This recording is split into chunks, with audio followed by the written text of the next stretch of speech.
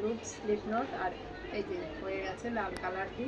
এইবার এই স্লিপ নটটা এটার সঙ্গে অ্যাড করব, এটা মাথায় দেব।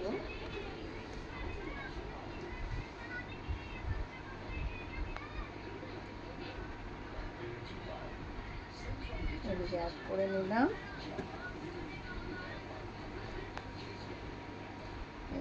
এটার আর রেড কালার সুতো দুটোকেই ধরে নিলাম।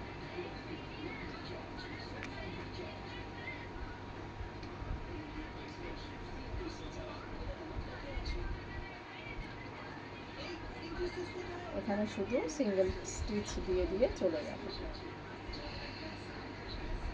গোড়ায়, প্রতিটা গোড়ায় গোড়ায় সিঙ্গেল স্টিচ দিয়ে দিয়ে চলে যাবে, দুটো দুটো করে, প্রত্যেকটা গোড়ায় দুটো করে দেবে।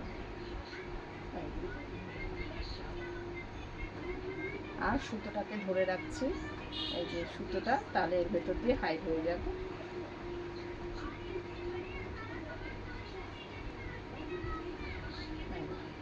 দুটো দুটো করে প্রত্যেকটা গোড়ায়